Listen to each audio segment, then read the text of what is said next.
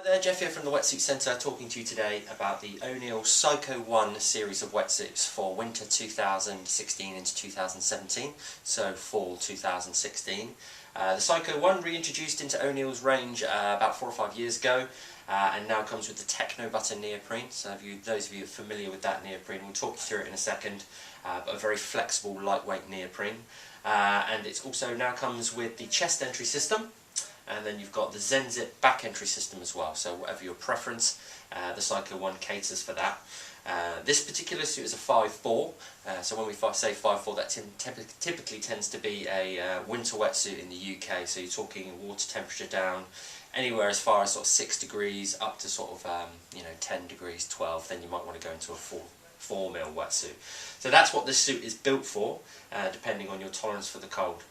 Now this suit is not the warmest suit in the Oneill range. It's a compromise between warmth and flexibility. So the suit is a little bit more stripped down than say something like the Psycho Freak or the Psycho Tech. Not as much going on. You've just got good quality neoprene, no thermal lining, but you do get the liquid taping, which you get over and above the Hyper Freak, which does seal the suit a little bit better.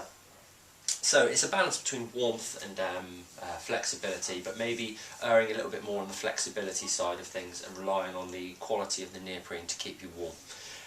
Having some sort of field tests and reports back on this suit. So these are the suits that our coaches use down at our particular surf school, and the feedback is really good. Really warm wetsuit as long as you get the fit right. So, talking you through some of the features of this particular wetsuit then, probably be best to start with the neoprene. Okay, so you've got the Techno Butter neoprene. I'll grab the kids suit here.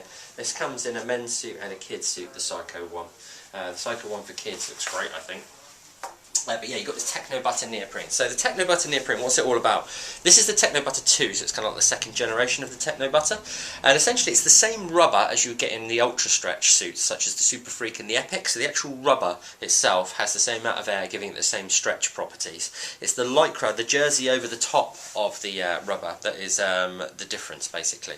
There's a lot less cotton in this particular weave. So if I was to bring it a bit closer, you can kind of see that hexagonal texture, the sort of squared texture on the suit there. And what that does is basically dropping out all that cotton gives it, it's a much lighter, and it's surprisingly a lot lighter. It makes it a lot less absorbent as well, so you can imagine it holds a lot less water in the suit, in the water, so it feels a lot lighter. It dries quicker as well, because you can imagine there's less water in the cotton, it's quicker to dry obviously. So it might also give you a little bit more stretch as well, because you've got less restriction, but that's not something that's really boasted about. It's not something that is a key unique selling point of this neoprene. It's more about how much lighter it is and how much quicker to dry it is. The Techno Butter 2, so the second generation, is really just about the lining. You get this purple lining basically. It just picks up a lot less sand and it's less prone to sticking to Velcro. So that's really good, a lot less barbling and chance for it to delaminate on the inside of the suit. So that's Techno Butter 2 neoprene the whole way through, top to bottom. As I said before, it's kind of erring on the side of performance, this suit. And so what happens is they drop out that smooth skin panel on the chest and around the back.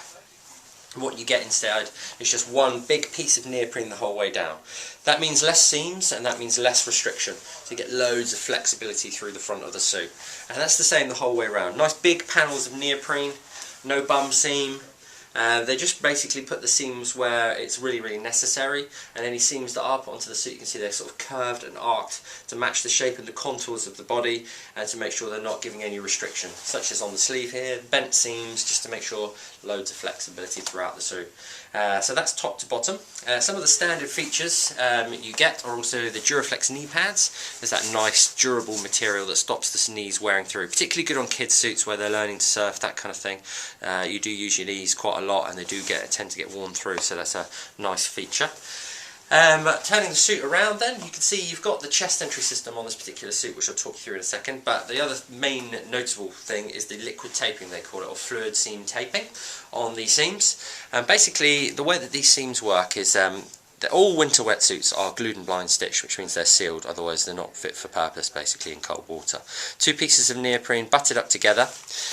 Typically they are stitched and then sometimes on the other side you'll get gluing on the inside and stitching on the outside, and then they'll leave it at that. With this particular suit you do get that sort of technique, but it goes from the inside to the out, and then they liquid tape it as well with this sort of thin rubber taping, which is a really tried and tested way to reinforce the seams and make sure that no water gets through. So it's very good at keeping water out of the suit, and it's great for durability as well, because you can imagine that really strengthens the seam. Downsides of it are it can be a little bit restrictive, because obviously with that rubber taping on the seam you can feel it when you're sort of moving around, but so it's kind of like a compromise basically. So looking at the two suits then, you've got the Zen Zip and the front zip suit. So what I'm going to do is I'm going to grab the Zen Zip, because this is the original. The front zip has only been introduced I think last year, and essentially this is the Zen Zip, or the original Psycho 1 design. So you've still got that big panel of neoprene on the front. So you might be asking sort of what's the benefits of chest zip over back zip and vice versa. It's really down to preference. A lot of people with the back zips get a back zip because they struggle with the chest zip, because the opening is much smaller and harder to get in and out of. Some people find it too much of a struggle and they prefer the accessibility of a Zen Zip suit, so a back zip suit, because it can obviously open up much wider, making it much easier to get on and more specifically off. A lot of people struggle with the taking off a chest zip wetsuit on their own, getting over their elbow, that kind of thing. So it's optional. With the chest entry, obviously you do get the benefit of having no zip down the back, so you get more of a flexible panel through the back because there's no interruption of zip, and you also get an unbroken collar, meaning there's more chance of a better seal around the neck, and also it's just a comfort thing. Some people prefer to have the zip across here and find it easier to get in and out of, so it's down to preference. So this one's the Zen Zip suit, and the way that it works, what actually the Zen Zip style is the actual zip itself, running down the back sort of a 3/4 length way, is sewn over the top of the wetsuit itself. So if you can imagine, as we open up the suit here, the neck obviously velcro, so it's adjustable. It flips it on itself, and so you can stop it sticking against the neoprene itself and damaging it. Zip it down, and then the actual zip system itself is sewn over the top of the inside of the wetsuit. So this is the actual back of the wetsuit here. And so if you can imagine, that then goes up and over your head, like that, and then you can imagine any water that does come in through the zip, or indeed through the neck, is met with this panel of neoprene, and then what happens is it's drained out through the bottom of the suit here. So you've got like a drain hole there which will take the water out of the system. And so it's really good effective way of keeping water out of the suit. Any flush throughs are stopped, and it's a bit easier to get in and out of, because obviously it opens up nice and wide, you can get in and out of it easy. Okay, so that's really sort of like a preference thing, what you prefer. Some people don't like the fact that it goes up and over your neck, because obviously you can imagine you've got more restriction around your neck there if you've got the collar, and you've also got the bat wing that goes up and over your neck. The Zen Zip system as well can be quite uncomfortable for some people. The zip itself is a YKK zip, which is a sort of really good quality metal zip. Doesn't corrode, doesn't clog up with salt water, and it doesn't break easily, so that will give you durability again. Okay, so that is everything that's kind of going on with the Zen Zip system there. I'll grab you the chest entry suit as well. It works on a similar principle, the fused closure. Again, sewing the actual closure system over the top of the inside of the suit. So it buttons down here. So you've got the toggle and everything here. And take off the little button tab there. And then grab the zip and pull it inwards. The good thing about these zips is they zip from inside to out, so you don't have to fiddle and clip it back on.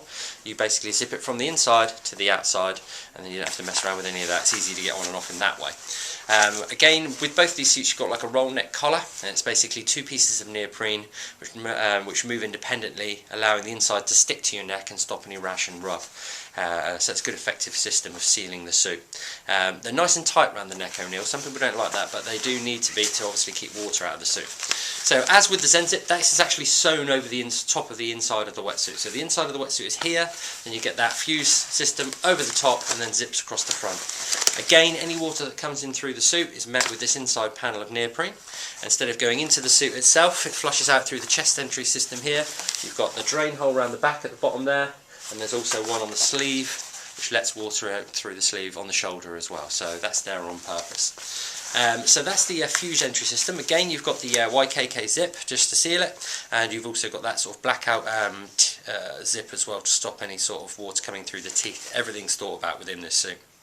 So that's the chest entry system. We have that one on the youth suit, and it's particularly sort of popular with kids. They do seem to prefer the chest entry suits because they're more flexible, and so they can get on the suit on easier and off easier by themselves with the chest entry system. And it's also a fashion suit, a fashiony sort of thing. I think most